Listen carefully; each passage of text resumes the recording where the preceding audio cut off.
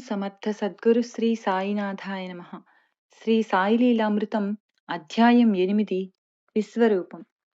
శ్రీ గురుగీత సద్గురువు యొక్క ఆధ్యాత్మిక స్థితి గురించి గురుర్విశ్వం నచాన్యోస్తి అంటే గురువు కల్విదం బ్రహ్మ, ఈ సర్వము బ్రహ్మమే అని వేదాలు చెబుతున్నాయి. దీనినే ఇందుగలడు అందులేడని సందేహం వలదు చక్రి అని భాగవతం చెబుతుంది. ఆ బ్రహ్మమే, ఆ భగవంతుడే తానైన వాడు మాత్రమే గురువు. శ్రీకృష్ణుడు అర్జునునికి విశ్వరూప దర్శనమిచ్చినట్లే రెండవ దత్తావతారమైన శ్రీ నృసింహ సరస్వతి స్వామి త్రివిక్రమ భారతి అనే సన్యాసికి కూడా ప్రసాదించారు. ఈ కాలంలో అగ్నులైన ప్రజలందరికీ స్థూలమైన అనుభవాల ద్వారా సర్వదేవతలు, మహాత్ములు, జీవులే కాక జడమని తలచబడే పూజా విగ్రహాలు, పాఠాలు కూడా తమ రూపమేనని తెలిపినవారు శ్రీ సాయి ఒక్కరేనేమో. షిరిడీలో ఒకనాటి మధ్యాహ్నం శ్రీమతి తార్కాడ్ వడ్డన చేస్తుంటే ఆకలిగొన్న కుక్క ఒకటి వచ్చి జాలిగా చూసింది. వెంటనే ఆమె ఒక రొట్టె వేస్తే ఎంతో ఆత్రంగా తిని వెళ్ళిపోయింది. నాటి సాయంత్రం మసీదులో సాయి ఆమెతో, తల్లి, నీవు పెట్టిన రొట్టెతో నా ఆకలి, ప్రాణాలు కుదుటబడ్డాయి అన్నారు. ఆమె ఆశ్చర్యంతో, నేను మీకెప్పుడన్నం పెట్టాను అన్నది. మధ్యాహ్నం నీవు రొట్టె వేసిన కుక్కను నేనే. అన్ని జీవుల రూపాలలోనూ నేనే ఎప్పుడూ ఉంటాను. ఆకలిగొన్న ప్రాణికి పెట్టాక నీవు తింటూండు. నీకెంతో మేలవుతుంది. మసీదులో కూర్చొని నేనెన్నడూ అబద్ధం చెప్పను అన్నారు బాబా. ఒకరోజు సాయంత్రం సాయి మసీదు ముంగిట ప్రహరీకి ఆనుకొని నిల్చొని తాత్యా మొదలైన భక్తులతో మాట్లాడుతున్నారు. లక్ష్మీబాయి షిండే వచ్చి నమస్కరించగానే, అమ్మా, నాకెంతో ఆకలిగా ఉన్నది అన్నారు. ఆమె వెంటనే వెళ్ళి రొట్టెలు, కూర చేసుకొచ్చింది. కాని బాబా వాటిని పక్కనున్న కుక్కకు వేశారు. ఆమె చిన్నబుచ్చుకుని, మీకోసమని శ్రమపడి చేసుకొచ్చానే అన్నది. అప్పుడు బాబా, దాని ఆకలి తీరితే నా ఆకలి తీరినట్లే. దానికి నోరు లేకపోవచ్చు, కాని ఆత్మ ఉన్నది.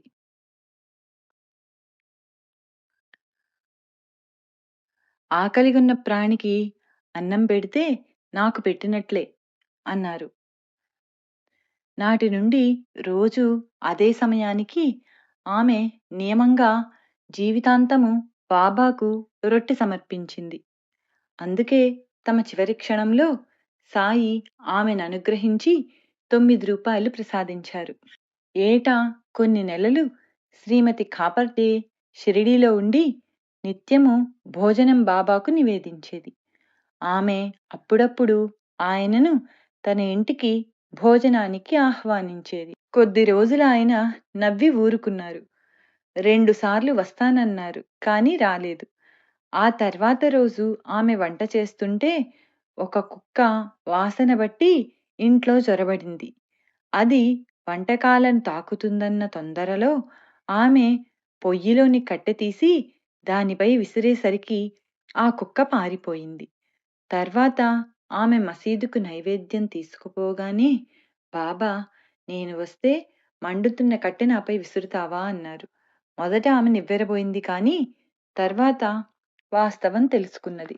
ఉబ్బసంతో బాధ భరించలేక హంసరాజ్ సతీ సమేతంగా షిరిడీలో కొద్ది కాలం ఉన్నాడు. బాబా కృప వలన వ్యాధి తగ్గింది, కాని సాయి అతనిని పుల్ల పెరుగు, సుతరాము తినవద్దన్నారు. కాని అతడు మూర్ఖించి భార్య చేత రోజూ పాలు తోడు పెట్టించేవాడు. ఆ విషయం బాబాతో చెప్పనివ్వలేదు. అదేమి చిత్రమో గాని రోజు ఆ ఇద్దరు హారతికి వెళ్ళి వచ్చేలోగా ఒక పిల్లి ఆ పెరుగు త్రాగిపోయేది. ఒకరోజు అతడు కోపంతో హారతికి కూడా వెళ్ళక పొంచి ఉండి పిల్లి వచ్చి పెరుగు తాకగానే కర్రతో కొడితే పారిపోయింది.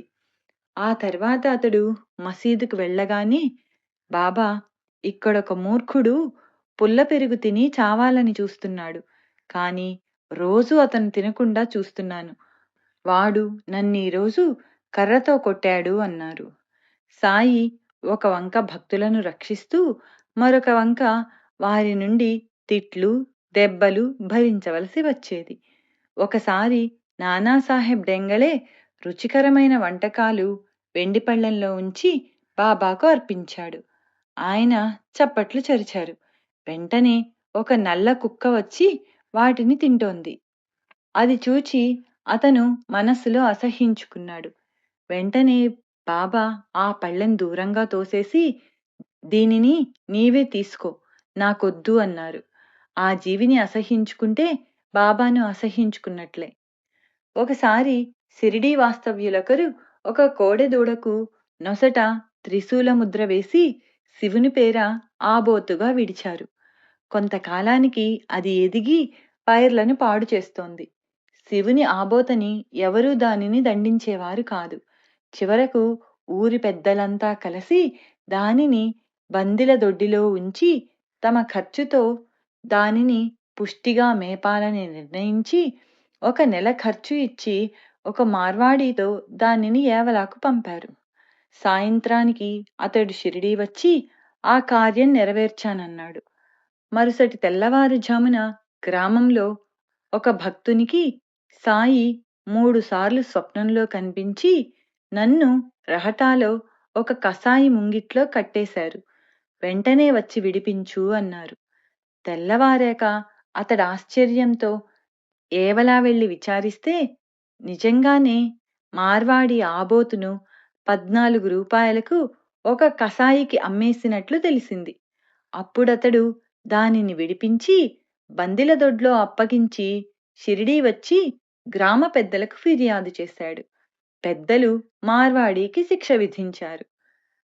ఒకరోజు సాయి పోళీలు కావాలంటే నానా చందోర్కర్ స్వయంగా వండి వాటిని నివేదించాడు. సాయి వాటిని తాకనైనా తాకకుండా కూర్చున్నారు. వాటి మీద ఈగలు, చీమలు చేరాయి.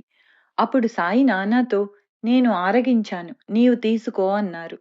నానా ఎంతో నిరుత్సాహపడి అలిగి అన్నం కూడా తినకుండా చావట్లో పడుకున్నాడు. సాయి అతనిని పిలిపించి, నానా, 18 సంవత్సరాలు నా దగ్గరుండి నీవు గ్రహించినది ఇదేనా? ఆ చీమలు, ఈగల రూపంలో నేనే ఆరగించాను. నీవు ప్రసాదం తీసుకో అన్నారు. వాటి రూపాలలోనూ మీరే ఆరగించారని నాకు రుజువేమిటి అన్నాడు నాన్న. బాబా వెంటనే ఒక భంగిమ చేశారు. తనకు తప్ప మరెవ్వరికీ తెలియని తన జీవిత రహస్యం బాబాకు తెలుసునని అతడు గ్రహించాడు. తన హృదయంలో లాగే అన్ని జీవులలోనూ బాబాయే ఉన్నారని నానాకు అర్థమై ప్రసాదం తీసుకున్నాడు. నిజానికి జడమైన వస్తువులు కూడా బ్రహ్మమే. ఆ సత్యాన్ని తెలిపే తమ లీలలను భక్తులు పూజించే విగ్రహాలు, పటాల వరకే సాయి పరిమితం చేశారు. లేకుంటే మన నిత్య జీవితాలే తారుమారవుతాయి. భగవంతరావు క్షీరసాగర్ మరణించాక అతని కొడుకు ఇంట్లోని దేవతా విగ్రహాలకు పూజ, నైవేద్యము మానేశాడు. అతడు మొదటిసారి షిరిడీ రాగానే సాయి, ఇతని తండ్రి నాకు ఆప్తుడు, నాకు నివేదించక తినేవాడు కాదు. ఆయన మరణించాక ఇతడు నైవేద్యమివ్వక నన్ను, విఠలుణ్ణి పస్తుంచాడు. ఇతనికి హితం చెప్పడానికే రప్పించాను అన్నారు. తల్లిదండ్రులు చేసిన భక్తి సంతతిని కూడా కాపాడుతుంది. వారు ఇండ్లలో చేసుకున్న పూజలు సాయికి చెందుతాయి. అలానే ఒకప్పుడు కొందరు భక్తులు బాబాను ఫోటో తీయడానికి అనుమతి కోరారు. సాయి మొదట అనుమతించలేదు. వారు పదే పదే అర్థిస్తుంటే అంగీకరించారు. ఫోటో తీశాక చూస్తే అందులో సాయి పాదాలు మాత్రమే కనిపించాయి. ఆ విషయం చెబితే, ముఖ్యమైనవి పాదాలే కదా అన్నారు బాబా. అదే దత్తపాదుకల ప్రాముఖ్యత. మరొకడు ఆయన అనుమతి పొందకనే ఫోటో తీశాడు. తర్వాత చూస్తే అందులో పడినది అతని గురువు చిత్రమే. ఒకప్పుడు కాకా దీక్షిత్ తన కుమారుడి ఉపనయనానికి శ్రీ సాయిని నాగపూర్ ఆహ్వానించడానికి షిరిడీ చేరాడు. అదే సమయానికి నానా చందోర్కర్ తన కుమారుడి వివాహానికి సాయిని గ్వాలియర్ ఆహ్వానించడానికి వచ్చాడు.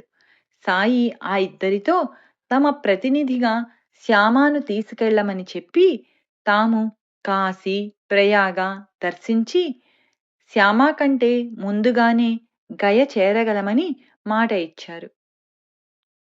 శ్యామ ఆ శుభకార్యాలకు హాజరయ్యాక వారందరూ కొద్ది మాసాలు అయోధ్యలోనూ కాశీలోనూ గడిపి గయలో ఒక పూజారింటికి వెళ్లారు. అక్కడ సాయిపటం దర్శనమిచ్చింది. దానిని చూడగానే శ్యామకు ఆనంద బాష్పాలొచ్చాయి. ఆ పూజారి 12 సంవత్సరాలకు పూర్వం షిరిడీ వెళ్ళి శ్యామ ఇంటనున్న ఆ పటం తనకు కావాలన్నాడు. సాయి ఆజ్ఞననుసరించి శ్యామ ఆ పటమిచ్చాడు. శ్యామ కంటే ఎన్నో సంవత్సరాల ముందే సాయి అచటికి చేరారు. శ్యామ ఆ పూజారి ఇంటనే బస చెయ్యడం ఆశ్చర్యం. అక్కడ కూడా బాబా తమ వాణ్ణి తమ వద్దనే ఉంచుకున్నారు.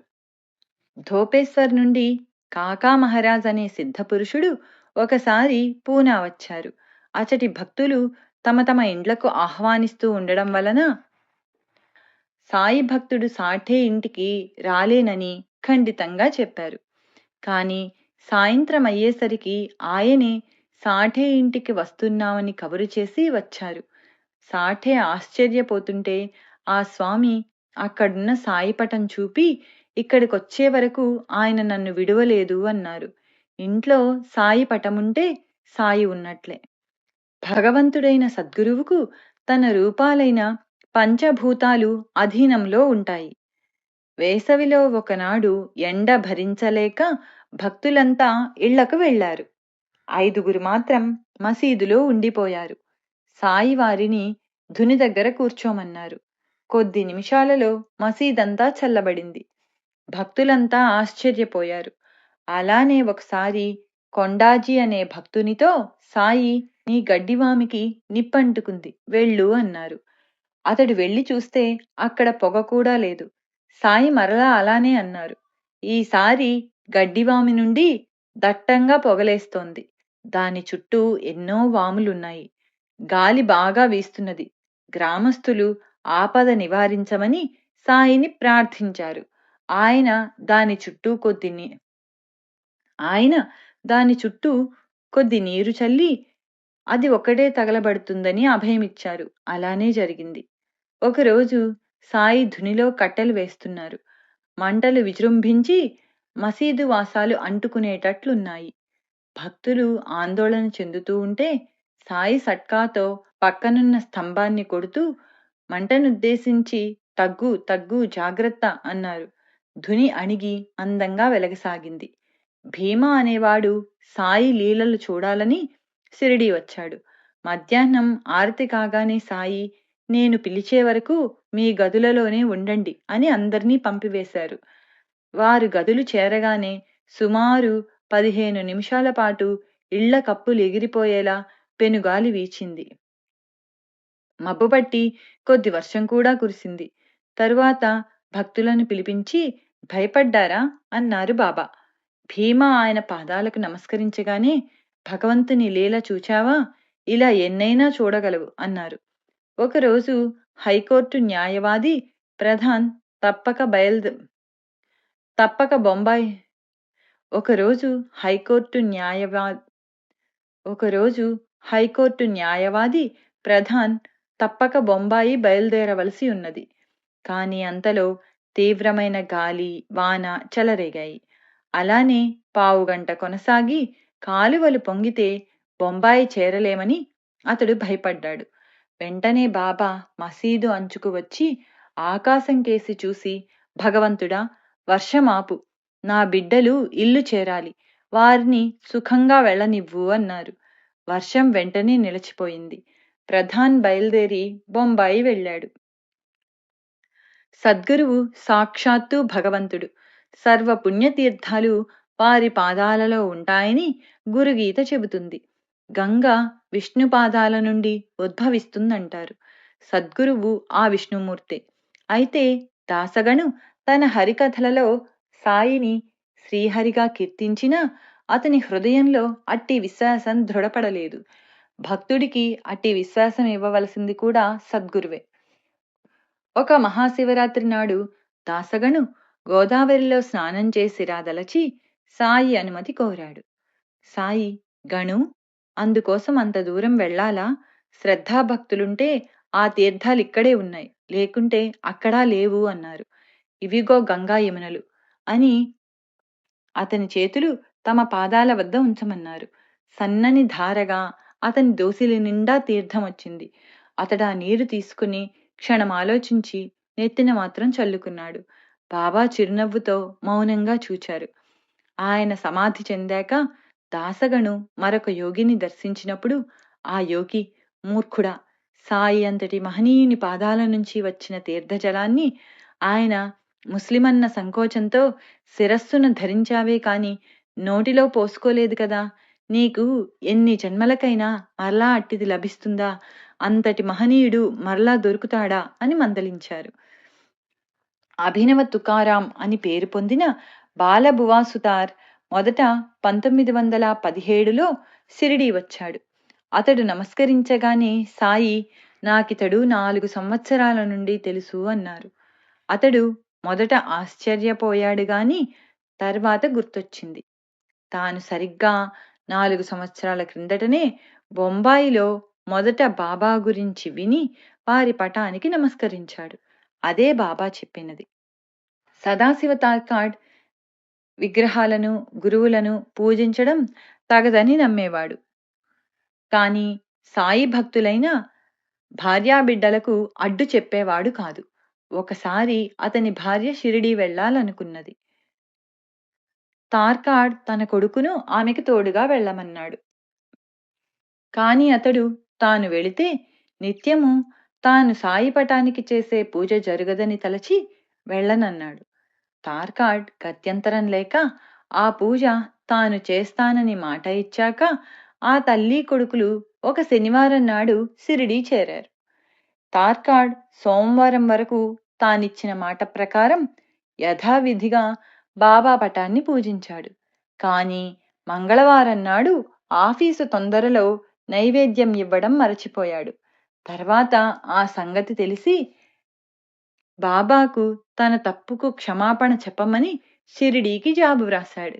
సరిగ్గా ఆ రోజు అదే సమయానికి శ్రీమతి తార్కాడ్తో సాయి, అమ్మా, ఆకలేస్తుంటే ఏమైనా పెడతారని మీ ఇంటికి వెళ్ళాను. పూజ గది తలుపు తాళం వేసి ఉన్నది. నేనెలాగో లోపలికి ప్రవేశించాను. అక్కడ బావు నాకు తినడానికి ఏమీ ఉంచలేదు. ఆకలితో తిరిగి వచ్చాను అన్నారు. ఆమెకేమీ అర్థం కాలేదు. కాని తన ఇంట పూజ గురించి ఆందోళన చెందుతున్న ఆమె కొడుకుకు అర్థమైంది. ఆరతి అయ్యాక నాడు సాయి అన్న మాటలు, పూజలో లోపం జరగనివ్వద్దని తన తండ్రికి జాబు రాశాడు. ఒకే సమయానికి ఒకరి జాబులు ఒకరికి చేరాయి. సాయికి వారి పటానికి భేదం లేదన్నమాట. బాబా 1917లో ఒకనాటి రాత్రి స్వప్నంలో హేమాత్ పంత్కు సన్యాసి రూపంలో దర్శనమిచ్చి మరురోజు మధ్యాహ్నం వారింట భిక్షకు రాగలమని చెప్పారు. అతడా విషయం తన భార్యకు చెబితే మరురోజు ఆమె ఒక అతిథికి కూడా వంట చేసింది. వడ్డన కూడా చేసి ఆయన రాకకై భక్తితో ఎదురు చూస్తున్నారు. సరిగ్గా భోజన సమయానికి అలీ అహమ్మదు, మౌలానా ఇస్ము ముజావర్ అను ముస్లింలిద్దరూ వచ్చారు. వాళ్ళు కాగితంలో చుట్టిన ఒక పటం అతనికిచ్చి దాని వివరం తర్వాత చెబుతామని వెళ్ళిపోయారు. తీసి చూస్తే అది బాబా పటం. సరిగ్గా సమయానికి సాయియే ఆ రూపంలో వచ్చారు. తమ రాకను ముందుగా తెలిపారు. ఆ దంపతులు ఆ పటానికి నైవేద్యమిచ్చి తర్వాత భోజనం చేశారు. శ్రీ సచ్చిదానంద సమర్థ సద్గురు సాయినాథ్ మహారాజ్ కీ జై. శ్రీ సాయి లీలామృతం అధ్యాయం 8 విశ్వరూపం సంపూర్ణం. ఓం సమర్థ సద్గురు శ్రీ సాయినాథాయ నమః. శ్రీ సాయి లీలామృతం అధ్యాయం 9 ఉపదేశాలు. ఇహపర శ్రేయస్సుకు సద్గురువును సేవించి ఆయన అనుగ్రహానికి పాత్రులవడమే ముఖ్యం. ప్రాయశ్చిత్తమే లేని మహాపాపాలకు కూడా సద్గురు సేవే తరుణోపాయమని ధర్మశాస్త్రం చెబుతుంది. కనుక ప్రజలలో ఎక్కువ మందికి అదొక్కటే తరుణోపాయం. మరల సాధన చివరి దశలో ఆత్మనిష్ఠుడు, శ్రోత్రియుడు అయిన జ్ఞానిని ఆశ్రయించి తీరాలని శాస్త్రం. అటువంటి గురువులలో ఉత్తములు శ్రీ సాయిబాబా. ముముక్షువు ఎలాంటి గురువును ఆశ్రయించాలో, ఎలా సేవించాలో ఒకప్పుడు సాయి ఆచరించి చూపారు. ఆ విషయమే మరల చిత్రమైన రీతిన ఉత్తమమైన తమ బోధగా శ్యామా చేత చెప్పించారు. ప్రపంచంలోని అన్ని మతాల ఆధ్యాత్మిక సాంప్రదాయాల మహనీయుల అనుభవాల సారమంతా అందులోనే ఉన్నది. సాఠే అను పెద్ద వ్యాపారి ఒకప్పుడు ఎంతో నష్టపోయి ఇల్లు విడిచిపోవాలని తలచాడు. స్నేహితుల సలహాపై 1911లో సాయి సన్నిధిలో కొద్ది రోజులున్నాడు. అప్పుడు శ్రీ గురుచరిత్ర ఒక సప్తాహం పారాయణ చేశాడు. నాటి రాత్రి ఆ గ్రంథాన్నే చేతబట్టుకుని సాయి స్వప్న దర్శనమిచ్చి దానిని గురించి ఏమో చెప్పారు. మరుసటి ఉదయమే దాని భావమేమని అతడు కాకాసాహెబ్ చేత బాబాను అడిగించాడు. అతడు ఇంకొక పారాయణ చేయాలని ఆయన వివరించారు. అది వినిన హేమత్ పంత్ తాను 40 సంవత్సరాలుగా పారాయణ, 7 సంవత్సరాల నుండి సాయి సేవ చేస్తున్నా లభించని కృప సాఠేకు అంత త్వరగా లభించిందే అని కలత చెందాడు. వెంటనే అతనిని లేపి శ్యామా వద్దకు వెళ్ళి అతని వద్ద 15 రూపాయలు దక్షిణ తీసుకుని అతనితో కొద్దిసేపు మాట్లాడిరా అని బాబా ఆదేశించారు. హేమత్ పంత్ వెళ్లేసరికి శ్యామ పూజకు కూర్చుంటున్నాడు. అక్కడ ఉన్న ఏకనాథ భాగవతం చూడగానే తానా రోజు పారాయణ చేయలేదని గుర్తొచ్చింది. దానిని తెరవగానే ఆ రోజు చదవవలసిన భాగమే వచ్చింది. తననందుకే బాబా పంపారని తలచి పారాయణ పూర్తి చేశాడు హేమత్ పంత్. ఇంతలో శ్యామ కూడా పూజ పూర్తి చేసుకుని వచ్చాడు. బాబా తన నుంచి దక్షిణ కోరారని విని నా వద్ద పైకం లేదని ఆయనకు తెలుసు. నా 15 నమస్కారాలే దక్షిణగా సమర్పించు. సరేగాని నీ వంటి విద్యావంతుణ్ణి నా మాటలు వినడానికి ఎందుకు పంపారో అయినా ఆయన స్ఫురింపచేసిన లీల చెప్తాను. సంగమనేర్ నుండి వచ్చిన రాధాబాయి తాను కోరకనే సాయి తమకు ఉపదేశమిస్తే కాని అంతవరకు అన్నం తిననని నిశ్చయించుకొన్నది. 3వ రోజు ఆమెకేదైనా హితం చెప్పమని సాయిని కోరాను. బాబా ఆమెను పిలిపించి ఇలా చెప్పారు. అమ్మా, వ్యర్థంగా నిన్ను నువ్వు బాధించుకోకు. నా వృత్తాంతం విను, నీకెంతో ఉపకరిస్తుంది. నా గురువు గొప్ప యోగి, దయామయుడు. వారి నుండి ఉపదేశమాశించి 12 సంవత్సరాలు సేవించాను. కాని ఆయన నాకు ఏ మంత్రమూ ఉపదేశించలేదు. నా తల బోడి చేయించి 2 పైసలు దక్షిణ కోరారు. ఆయన కోరినది ధనం కాదు, మొదటి పైసా నిష్ఠ, అంటే స్థిరమైన విశ్వాసం. అది సమర్పించాను. ఆ ప్రేమమూర్తి ఎప్పుడూ ధ్యానంలో ఉండేవారు. ఆయన్ను చూస్తూనే నేను ఆనందంలో మునిగి ఆకలి దప్పులు కూడా మరిచాను. ఆయనను మరచి నాకు శాంతి ఉండేది కాదు. నా మనస్సు వారి యందే నిలచింది. అంతకాలము నాకు అన్నవస్త్రాలకు లోటు లేదు. ఈ ప్రేమయే, విశ్వాసమే నేను సమర్పించిన మొదటి పైసా. ఆయన కోరిన 2వ పైసా సబూరి, అంటే సంతోషము, పట్టుదలతో కూడిన ఓరిమి. అది సర్వ పాపాలను, కష్టాలను తొలగించి విజయాన్నిస్తుంది. సర్వ సద్గుణాలకు నిధి, విశ్వాసానికి సోదరి. నేను దీనిని సమర్పించాను. ఆయన కృప కోసం వేచి ఉన్నాను. ఆయన తమ మనోదృష్టిని నాపై నిలిపి నన్నుద్ధరించారు. నా యత్నమేమీ లేకనే వారి కృప వలన నాకీ స్థితి కలిగింది. ఆయన నాకే మంత్రమూ ఉపదేశించనప్పుడు నేను నీకెలా ఉపదేశిస్తాను? మంత్రం గాని, మరే ఉపదేశం కాని ఎవరి వద్ద నుంచి పొందవద్దు. నన్ను గురించి సదా ప్రేమతో చింతన చేస్తూ ఉండు. నేను నీపై దృష్టి నిలుపుతాను. అలా చేస్తే నీకు పరమార్థం తప్పక లభిస్తుంది. మసీదులో కూర్చొని నేనెన్నడూ అబద్ధం చెప్పను. వేరే సాధన గాని, శాస్త్ర విజ్ఞానం కాని అవసరం లేదు. పూర్ణ విశ్వాసము, ఓరిమి కలిగి ఉండు. గురువే దైవం. ఆయనే సర్వము సమకూర్చగలడు. ఈ కథ వినడంతోనే హేమాద్ పంతుకు పట్టరాని ఆనందంతో కంఠం గద్గదమై, నేత్రాలు ఆనంద భాష్పాలతో నిండి శరీరమంతా రోమాంచితమైంది.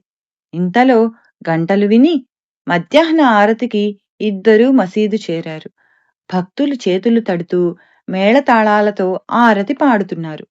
పంతును చెరచెరా లాక్కుపోయి సాయికి కుడిపక్కగా శ్యామ కూర్చున్నాడు. పంత్ ఎదురుగా కూర్చున్నాడు. సాయి వారు చెప్పిందంతా విని అర్థమైందా అన్నారు. అర్థమైంది. నా చిత్తం శాంతించింది. సరైన మార్గం తెలిసింది అన్నాడు పంత్. నా పద్ధతి అత్యాశ్చర్యకరం. ఈ ఒక్క సంఘటన గుర్తుంచుకుంటే చాలు అని బాబా దాని సారాంశం ఇలా చెప్పారు. ఆత్మజ్ఞానానికి నిరంతరం ధ్యానం అవసరం. ధ్యానం వలన మనస్సు స్థిరమవుతుంది. సర్వగతుడైన ఈశ్వరుని యందు మనస్సు నిలపడమే పరమార్థం. ఇది కుదరకపోతే నా ఆకృతిని నఖ శిఖ పర్యంతము అహర్నిశలు నీ మనస్సులో నిలుపుకో. నీ మనస్సు ఆ ఒక్క రూపాన్నే పొందుతుంది. ధ్యానించే నీవు, ధ్యానింపబడే నేను, ధ్యానమనే క్రియ వేరుగా అనుభవమవగా సర్వగతమైన చైతన్యమే అనుభవమవుతుంది అన్నారు. ఇంతలో ఆరతి పూర్తయి భక్తులంతా జయ జయధ్వానాలు చేశారు. పంత్ చేతిలో ప్రసాదముంచుతూ బాబా, అలా చేస్తే నీ స్థితి కూడా ఈ ప్రసాదంలాగా మధురమై సర్వార్థ సిద్ధి లభిస్తుంది అన్నారు. ఈ లీల గుర్చి హేమాద్ పంత్ ఇలా అంటాడు. నా మనసులో అశాంతిని రేకెత్తించి నన్ను శ్యామా ఇంటికి పంపి నాటి పారాయణ పూర్తి చేయించి శ్యామా నోట ఈ లీలను సాయియే చెప్పించారు. నిజమైన గురువు ఎలా ఉంటాడో తెలుసుకోవడం మన మొదటి కర్తవ్యం. అందుకే ఒకప్పుడు సాయి అన్నారు, సద్గురువును తెలుసుకోవాలి, లేకపోతే ఎందుకొచ్చినట్లు పిడకలు ఏరుకోవడానికా? మానవుడు జన్మకొచ్చింది సద్గురు కృపతో మృత్యువును జయించడానికే.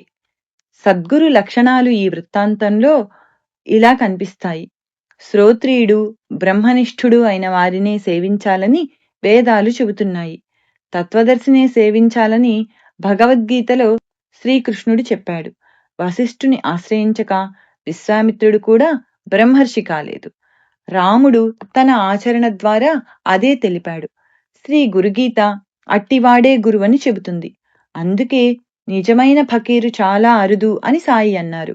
సాయి సేవించిన ఆ గురువులాగా, సాయిబాబాలాగా, అక్కల్కోట స్వామి, రమణ మహర్షులలాగా సద్గురువు ఎవరిని తమ శిష్యులని తలచరు. సర్వాన్ని ఆత్మగానే దర్శిస్తారు. సాయి అందర్నీ భావు అంటే సోదర అంటే రమణ మహర్షి ప్రతి జీవిని వారు అనేవారు. అందువలన వారు ఎవరికి ఏ మంత్రము ఉపదేశించరు. ఆధ్యాత్మ ప్రచారము, శిష్య సేకరణ, గ్రంథ రచన, ఆలయ మఠ ఆశ్రమ నిర్మాణ నిర్వహణలు చేయరు. ముముక్షువే వారిని గురువుగా విశ్వసించి ప్రేమమూర్తిగా ధ్యానించి సేవించి తరించాలి, సాయి చేసినట్లు. అందుకే ఎవరి వద్ద ఉపదేశం కోసం ప్రాకులాడవద్దని ఆయన హెచ్చరించారు. అటువంటి గురువు దొరికాక ఆయనను నిష్ఠా సబూరీలతో సేవించాలి. ఒకసారి బాపు సాహెబ్ జోగ్ మసీదులో కూర్చొని సద్గురువు శిష్యుణ్ణి తనంతటి వాడిగా చేస్తాడంటారు. సాయి నన్నింకా అలా చేయలేదే అనుకున్నాడు. వెంటనే ఆయన నవ్వుతూ అతన్ని చూపి, వీడు నా స్థానం ఆక్రమించాలని చూస్తున్నాడు అన్నారు. మరొకప్పుడు అతడే ఆయన పాదాలొత్తుతూ, బాబా, నా సేవ పూర్తయినట్లు గుర్తేమి అన్నాడు. నీవు సర్వ బంధాలు విడిచి భిక్షువై నాలాగా జీవించడమే అన్నారు సాయి. అంటే జీవిత విధానమంతా ఆయనలాగా నిర్వహించగలవాడే గురువు. ముముక్షువైన వాడే కదా ఇతరులను ఉద్ధరించగలడు. అట్టి వారంతా పూర్ణత్వం చెందకముందు లోకానికి వెల్లడి కారు. అకాలంలో పుట్టిన శిశువు సంపూర్ణం ఎలా అవుతుంది? పిందె కోస్తే పండెలా అవుతుంది? బాబా చెప్పిన గురుసేవా వృత్తాంతంలో సామాన్యంగా వేర్వేరు అని తలచబడే ధర్మంలో మార్జాల కిషోర న్యాయము, మర్కట కిషోర న్యాయము, గురుశిష్య సంబంధాలు రెండూ మేళవించబడి ఉన్నాయి. శ్రీ సాయి వలె నిష్ఠా సబూరీలతో గురువునంటి పెట్టుకోగలవాడే శిష్యుడు. ఆయన గురువు వలె కేవలం తమ మనోదృష్టితోనే భక్తుణ్ణి సదా కాపాడి పూర్ణుని చేయగలవాడే గురువు. సాయి వంటి గురువు లభించాక సకల శాస్త్రాల సారము భక్తులకు లీలల రూపంలో అనుభవమవుతుంది. ఈ కాలంలో అలాంటి నిజమైన ఫకీరు చాలా అరుదు అని సాయియే చెప్పారు. మనకై మనంగా కాని, ఆత్మజ్ఞానం లేని వారి వద్ద గాని శాస్త్రాలు చదివితే మనకెంతో తెలుసునన్న గర్వం వచ్చి సద్గురువును ఆశ్రయించలేకపోతాము. ఉపాసనీ బాబాలాగా, శ్రీ గురుచరిత్రలోని త్రివిక్రమ భారతిలాగా కేవలం పూర్వపుణ్యం వలన దానిని సద్గురువు తొలగించవలసిందే. ఇందుకొక ఉదాహరణ. భగవద్గీత చక్కగా చదువుకొన్నవాడని నానా చందోర్కర్ను అందరూ గౌరవించేవారు. సాయి సన్నిధిలో తన మనసులో వికారాలు తలెత్తకుండా అతడు భగవద్గీత వల్లించుకునేవాడు. ఒకసారి అతడు వల్లిస్తున్న శ్లోకం పైకి చదివి అర్థం చెప్పమన్నారు బాబా. అప్పుడతడు 4వ అధ్యాయంలోని 34వ శ్లోకం తద్విద్ధి ప్రణిపాతేన పరిప్రశ్నేన సేవయా ఉపదేక్షంతి తే జ్ఞానం జ్ఞానినః తత్వదర్శినః అన్న శ్లోకాన్ని చదివి గురువులకు సాష్టాంగ నమస్కారము సేవ చేసి ప్రశ్నించు. అప్పుడు ఆ బ్రహ్మజ్ఞానులు నీకు జ్ఞానం ఉపదేశిస్తారు అని దాని అర్థం చెప్పాడు. అప్పుడు సాయి అతన్నిలా అడిగారు, సాయి, పాతమంటే నమస్కారమే అయితే మరలా ప్రణి అని ప్రశ్న అని అనకుండా పరిప్రశ్న అని అనడం ఎందుకు? నాన్న, నాకు తెలిసిన అర్థం అదే. సాయి, సేవ అంటే ఏమిటి? నాన్న, మేమెప్పుడూ చేసేదే. సాయి, జ్ఞానమనే పదానికి బదులు ఇంకేదైనా చేర్చవచ్చా? నాన్న, అజ్ఞానం అని చదివితే ఛందస్సు సరిపోతుంది గాని భాష్యాలేవి అలా వివరించలేదు. సాయి, అయితేనేమి, అంతకంటే మంచి అర్థమొస్తే అలానే చదవవచ్చు కదా. అర్థం ఎలా సరిపోతుందో చెబుతాను. పరబ్రహ్మస్వరూపమైన కృష్ణుడు ఇతర జ్ఞానులను సేవించమని అర్జునునికి చెప్పడమేమిటి? నానాకేమీ తెలియలేదు. అతని విద్యాగర్వం అణిగింది. అప్పుడు సాయి ఆ శ్లోకాన్ని ఇలా వివరించారు. గురువుకు నమస్కారం చేస్తే చాలదు, ఆత్మసమర్పణ చేసుకోవాలి. అదే ప్రణిపాతమంటే. బుద్ధి పుట్టినప్పుడు మాత్రమే సేవ చేయడం కాక తన శరీరం గురుసేవ కోసమే ఉన్నదని, దానిపై తనకు ఎట్టి అధికారమూ లేదని తలచి చేసినదే సేవ. అట్టివాడే శిష్యుడు. అతడు కేవలం మోక్షంపై కోరికతో, యోచనతో అడిగి సందేహ నివృత్తి చేసుకోవడమే పరిప్రశ్న. వెలుగంటే చీకటిని పారద్రోలడమే, జ్ఞానమంటే అజ్ఞానాన్ని తొలగించడమే. శిష్యుడు సహజంగా జ్ఞానస్వరూపియే గాని అతడే జీవుడనని, శరీరమే తానని తలచి సుఖ దుఃఖాలకు, కర్మబంధాలకు లోనవుతాడు. జ్ఞానం అనుభవంతో మాత్రమే కలుగుతుంది కాని మాటలకు, ఊహలకు అందదు. కనుక దానిని వాచా బోధించడం సాధ్యం కాదు. కాలులో గుచ్చుకున్న ముల్లును మరో ముల్లుతో తీసినట్లు, పాత్రకు పట్టిన మసిని మట్టితో రుద్ది పోగొట్టినట్టు, గురువు తన బోధయనే సాత్వికమైన అజ్ఞానంతో శిష్యుని అజ్ఞానం తొలగిస్తాడు. అప్పుడు శిష్యునిలో దాగి ఉన్న జ్ఞానం శిష్యునికే అనుభవమవుతుంది. కనుక గురువు వాచా బోధించేది కూడా అజ్ఞానమే. సర్వము దైవస్వరూపమని, తత్వద్రష్టలందరూ ఆ భగవంతుని రూపాలేనని సద్భక్తుడు గుర్తిస్తాడు. తత్వద్రష్ట లేక బ్రహ్మజ్ఞాని అయిన గురువు కూడా శిష్యుణ్ణి ఆ భగవంతుని రూపంగానే దర్శిస్తాడు.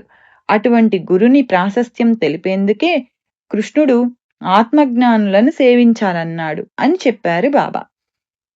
నానాసాహెబ్ ఆ శ్లోకం వల్లిస్తున్నప్పుడే సాయి అలా అడగడానికి కారణమేమిటి? సకల శాస్త్రసారమైన భగవద్గీత రూపొందడానికి కారణం కూడా అర్జునుడు ఈ శ్లోకంలో చెప్పినట్లే శ్రీకృష్ణుణ్ణి పరిప్రశ్నలు వేయడమే. నానాసాహెబ్ను అనేక రీతుల ప్రశ్నించి పరిప్రశ్న చేయడమెలానో సాయి తెలిపారు. ఆ శ్లోకంలో చెప్పినట్లు నానాకు తత్వదర్శి అయిన గురువు లభించారు. కాని అతడు ఆ శ్లోకం వల్లిస్తూ కూడా పరిప్రశ్న సేవల తత్వం తెలుసుకోకుండానే వ్యర్థంగా వల్లిస్తున్నాడు.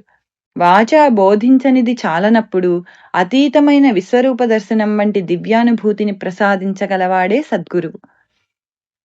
అట్టి వారిని సేవించక తప్పదని, అలాగాక దేవతలను మాత్రమే ఉపాసించేవారు ఆ పుణ్యమున్నంతకాలం ఆయా లోకాలలో ఉండి ఆ పుణ్యం అయిపోగానే ఈ లోకంలో మరలా జన్మిస్తారని శ్రీకృష్ణుడు చెప్పాడు. సాక్షాత్తు త్రిమూర్తులు పరబ్రహ్మము తానే అయిన గురుని సేవిస్తే ముక్తి లభిస్తుంది. వైద్యం నేర్వకుండానే మందులిచ్చేవాడు, ఆత్మజ్ఞానం లేకనే శిష్య సేకరణ చేసేవాడు, అట్టి కపట గురువును ఆశ్రయించిన వారు భ్రష్టులవుతారని శాస్త్రం. గు అంటే అజ్ఞానమనే చీకటి, రు అంటే దానిని పోగొట్టేవాడని అర్థం. వెలుగే చీకటిని పోగొట్టగలదు.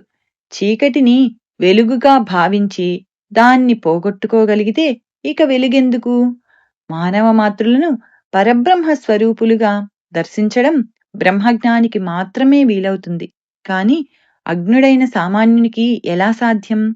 అందుకే సప్తశృంగీదేవి, శ్రీమన్నారాయణుడు తమ భక్తులను సాయి వద్దకు పంపారు.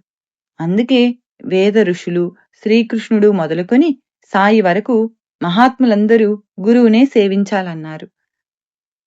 కాని ఈ ప్రపంచంలోని సాధువులందరిలో ఎవరు బ్రహ్మజ్ఞానులో ఎవరు కారో ఎలా తెలుసుకోవాలి? మనకై మనమే నిర్ణయించుకుంటే ఎలా ఉంటుందో, ఇందుకు సరి అయిన మార్గమేదో సాయి తెలిపారు.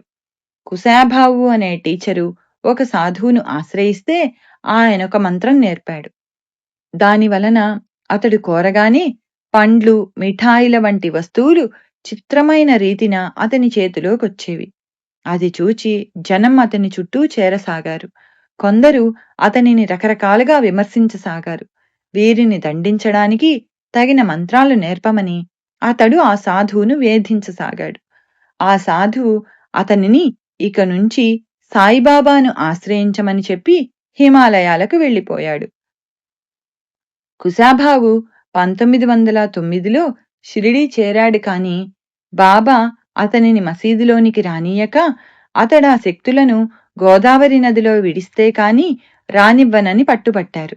ఆ మంత్రశక్తితో అతడు వేరొక చోటు నుండి వస్తువులను తెప్పిస్తున్నాడని, కనుక అవి అమాయకులను అపవిత్రం చేస్తున్న దొంగ సొత్తని ఆయన చెప్పారు.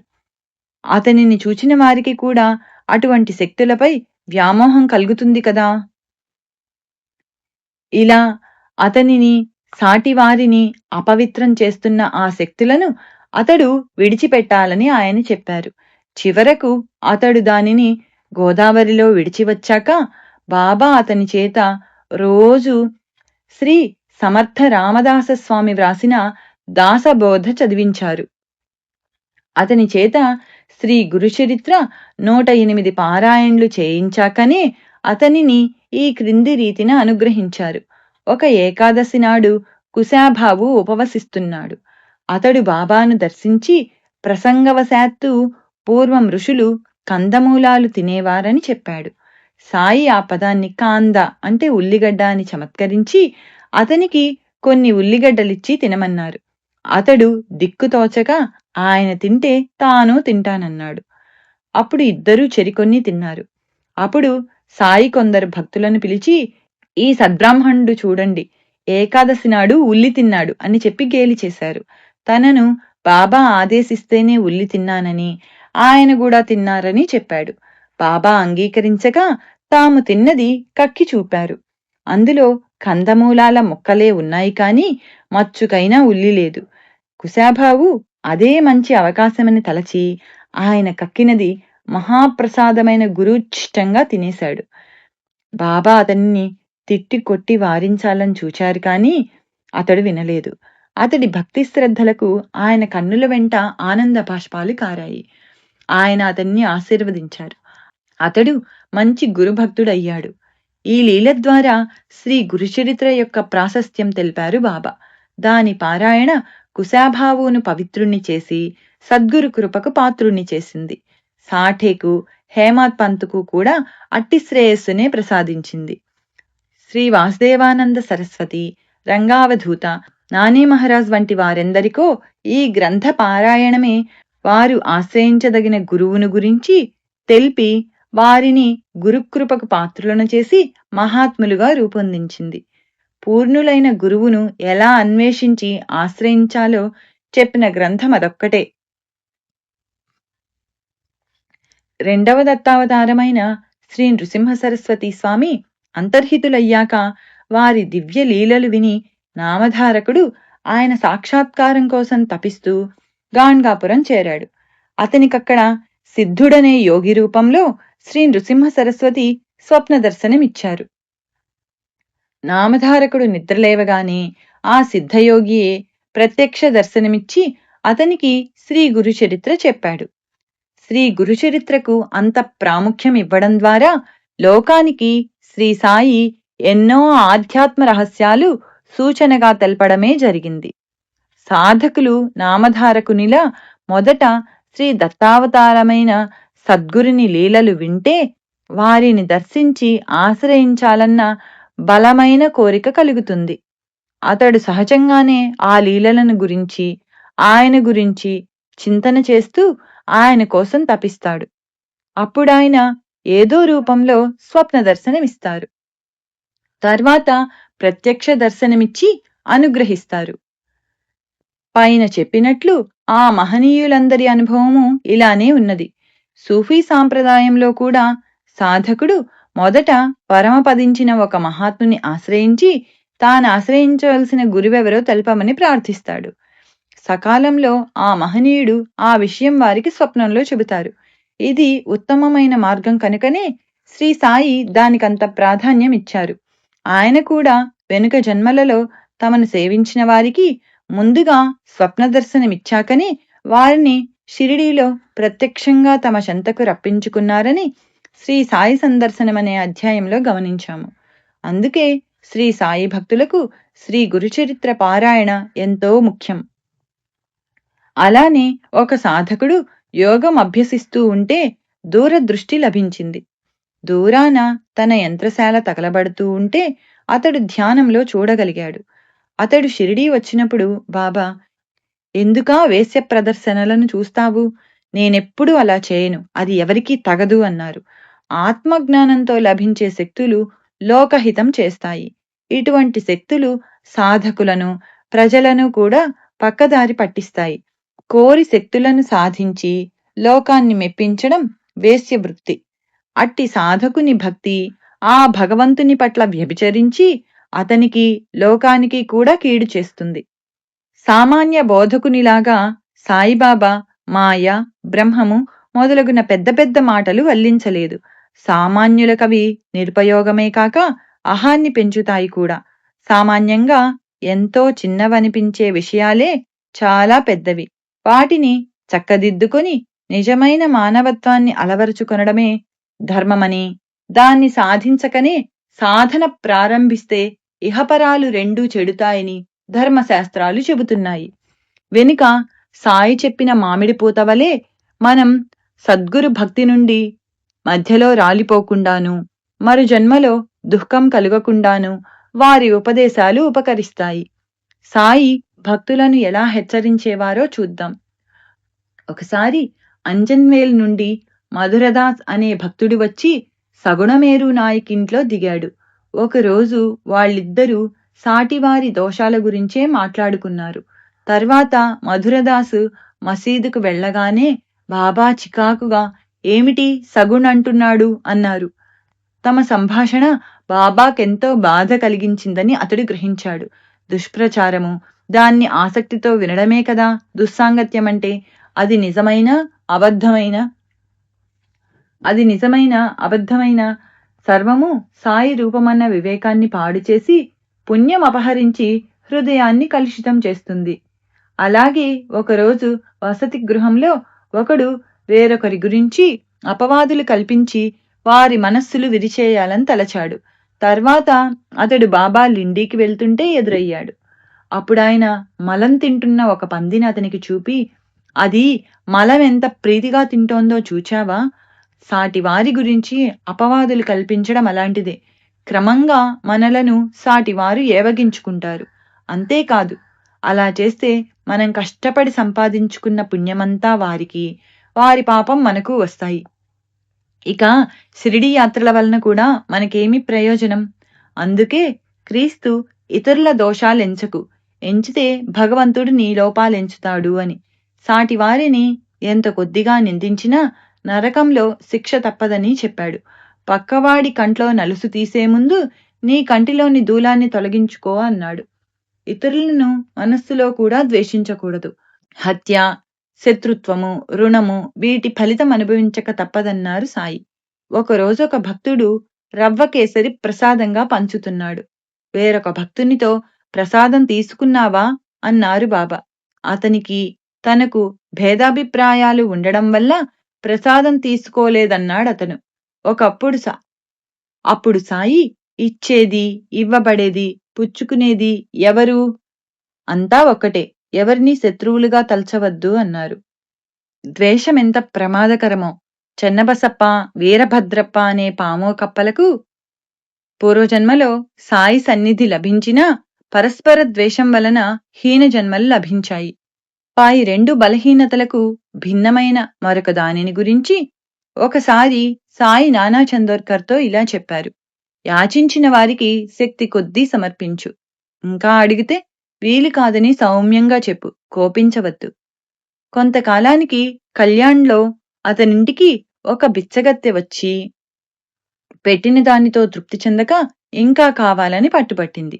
అతను సేవకునితో పెట్టింది తీసుకుపొమ్మను, లేకుంటే మెడపట్టి గెంటు అన్నారు. ఆమె వెళ్ళిపోయింది. తర్వాత ఆమె షిరిడీ వెళ్ళినప్పుడు సాయి అతనితో పలకలేదు. కారణమడిగితే, నా మాట వినని వారితో నాకేం పని? ఆ బిచ్చగత్తెను అధికంగా భిక్ష కోరినందుకు మెడపట్టి గెంటమంటివి, ఆమె వాకిట్లో కూర్చుంటే నీదేం పోయింది అన్నారు. అంతేకాదు, ఆవేశమెన్నడూ తగదని సాయి ఎంత చమత్కారంగా బోధించారో. ఆయన ఒక భక్తుని దక్షిణ అడిగారు. అతడు తన వద్ద పైకం లేదన్నాడు. అయినా ప్రతి 10-15 నిమిషాలకు సాయి అతనిని తిరిగి తిరిగి అడిగారు. చివరకతడు విసిగిపోయి, నా వద్ద డబ్బు లేదంటుంటే అని గొంతు చించుకున్నాడు. సాయి కొంటెగా నవ్వి, లేకపోతే లేదని నెమ్మదిగా చెప్పు, అదీగాకుంటే ఊరుకో, అరుస్తావెందుకు అన్నారు. కోపతాపాలన్నింటికీ నాది అనే మమకారం మూల కారణం. ఒకరోజు బాగ్చంద్ మార్వాడి రాగానే అతనిని గూర్చి భక్తులతో సాయి అన్నారు. ఇతడు తన గడ్డివామి అంటుకుందని దానిని కాపాడమని కోరుతున్నాడు. చావు పుట్టుకలు, లాభనష్టాలు, దైవాధీనాలు.